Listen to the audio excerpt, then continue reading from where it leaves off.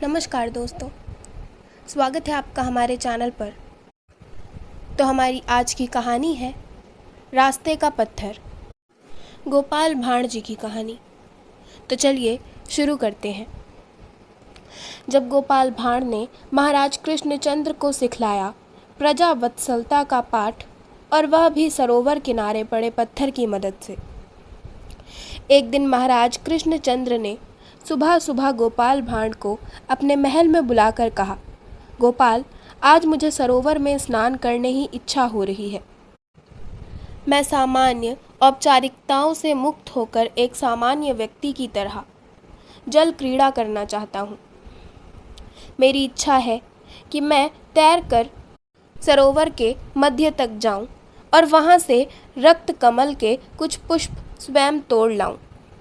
ऐसा करो, तुम स्वयं जाओ और देख कर आओ कि इस समय सरोवर के आसपास कितने आदमी हैं।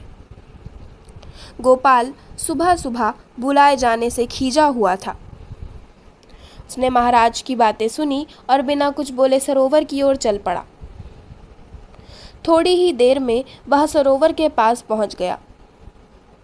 उस समय स्नान करने के लिए अनेक आदमी सरोवर की ओर जा रहे थे। गोपाल उन लोगों को देर तक देखता रहा, फिर वहां से लौटकर महाराज के समक्ष उपस्थित हुआ।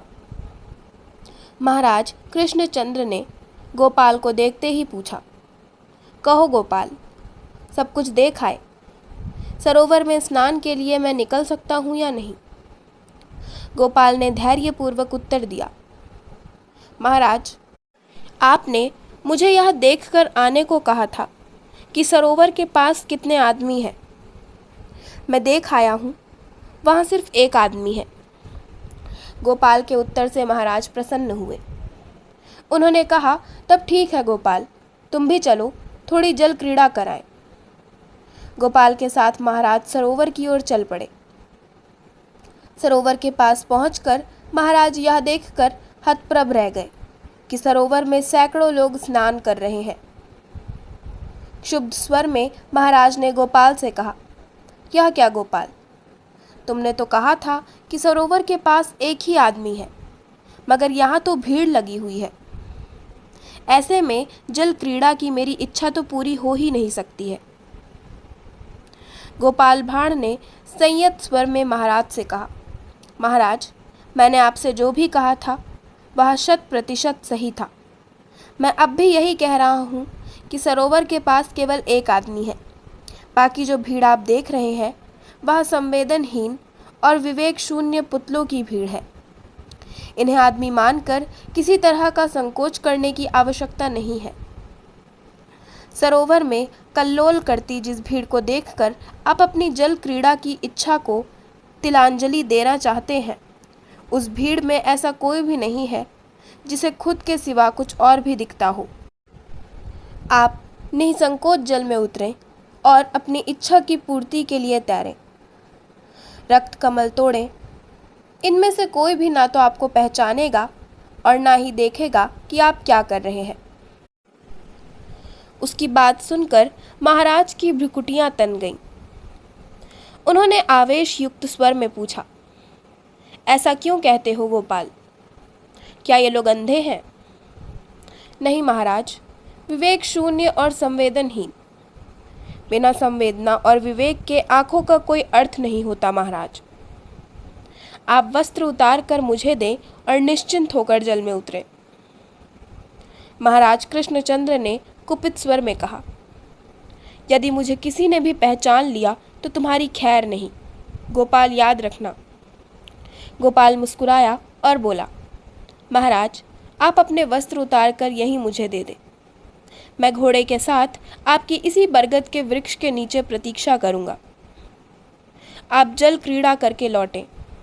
यदि आपको मार्ग में किसी ने भी टोका तो आप जो चाहें मुझे सज़ा दे दें, मैं स्वीकार कर लूँगा। गोपाल की बात सुनकर महाराज कृष्णचंद्र ने अपनी पगड़ी उतारी, कुर्ता उतारा और धोती बंडी पहने सरोवर के पास पहुंच गए। महाराज को सचमुच रास्ते में किसी ने नहीं टोका। महाराज पानी में उतरे और तैरते हुए सरोवर के मध्य तक गए। 4-5 रक्त कमल तोड़े और फिर तैरते हुए किनारे आ गए। किसी ने उन पर ध्यान नहीं दिया।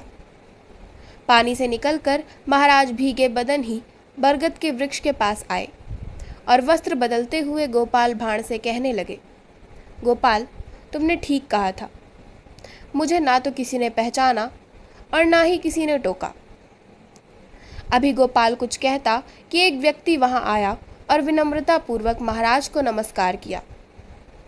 महाराज चौंके और गोपाल से कहने लगे, लेकिन गोपाल देखो, यह व्यक्ति मुझे पहचानता है। अब बताओ, तुम सजा के भागी हो या नहीं? नहीं महाराज, कतई नहीं, गोपाल ने तत्काल उत्तर दिया।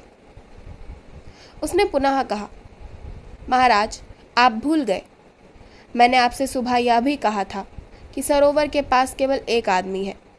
यह आदमी वही है महाराज, जो अपने राजा को सामान्य नागरिक के वेश में भी पहचान गया और उसे अपना अभिवादन देने पहुंच गया। महाराज को अपनी भूल का एहसास हुआ और उन्होंने आगे बढ़कर उस व्यक्ति को गले लगा लिया। थोड़ी देर के बाद महाराज गोपाल के साथ ही महल लौटने के लिए उद्यत हुए। रास्ते में उन्होंने पूछा, गोपाल, तुमने यह कैसे जाना कि इतने सारे लोगों में कोई भी मुझे नहीं पहचानेगा, तथा इतने सारे लोगों के होते हुए भी तुमने यह क्यों कहा कि सरोवर के पास एक ही आदमी है?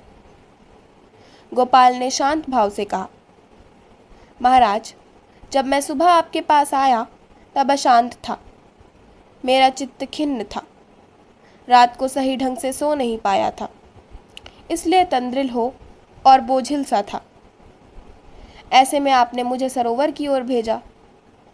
मैं सरोवर के पास उसी बरगद के नीचे थोड़ी देर बैठकर विश्राम करने लगा ताकि चैतन्य हो लूं।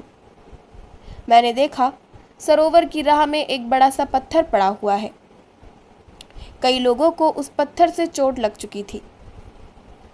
मैं पत्थर के करीब गया कि उसे वहां से हटा दूं, किंतु मैं वैसा नहीं कर पाया क्योंकि पत्थर का कुछ भाग मिट्टी में गड़ा हुआ था। मैं थक कर पुनः बरगद के नीचे आकर बैठ गया। कई लोग पुनः इस पत्थर की ठोकर से आहत हुए, लेकिन सब अपनी चोट सहलाते आगे बढ़ गए। किसी को भी यह चिंता नहीं हुई कि उस पत्थर को वहां से हटाने का उद्योग करे, लेकिन एक आदमी उधर से गुजरते समय पत्थर के पास रुका और उसे हटाने लगा। काफी परिश्रम के बाद उसने पत्थर को वहां से उखाड़कर सड़क के दूर ले जाकर रखा और थक कर सरोवर के किनारे विश्राम करने लगा। उसे ना तो किसी से प्रशंसा की उपेक्षा थी और ना किसी से अपने श्रम का मूल्य पाने की लालसा। उसके चेहरे पर कर्तव्य पालन की तृप्ति की आभा थी।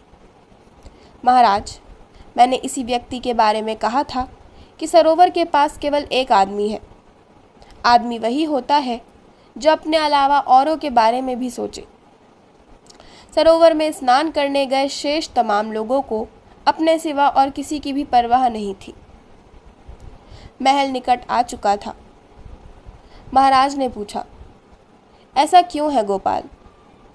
गोपाल ने उत्तर दिया, महाराज, यथा राजा तथा प्रजा, आप स्वयं कभी अपनी प्रजा का हालचाल जानने का उद्यम नहीं करते,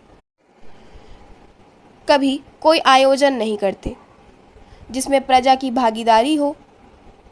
ऐसी प्रजा का ऐसा ही एकांगी विकास होता है। इसलिए यदि ऐसा है तो किम आश्चर्यम। महाराज को गोपाल की बात समझ में आ गई। इसके बाद महाराज कृष्णचंद्र ने महीने में एक बार खुला दरबार लगाना शुरू किया, जिसमें अपनी समस्याओं से महाराज को अवगत कराने की सुविधा प्रजा को मिल गई। महाराज स्वयं भी प्रजा का हालचाल जानने के लिए प्रायः रात्रि भ्रमण पर निकलने लगे। इस सब का नतीजा हुआ कि देखते देखते कुछ ही दिनों में कृष्णनगर में सामाजिक समरसता का संचार होने लगा। तो इसी के साथ मैं अपनी आज की कहानी रास्ते का पत्थर का समापन करती हूँ। आशा करती हूँ आपको हमारी आज की कहानी रास्ते का पत्थर पसंद आई होगी। अगर आपको हमारी आज की कहानी पसंद आई हो तो हमारे चैनल को सब्सक्राइब करें, वीडियो को लाइक करें और बेल आइकन दबाना ना भूलें। धन्यवाद।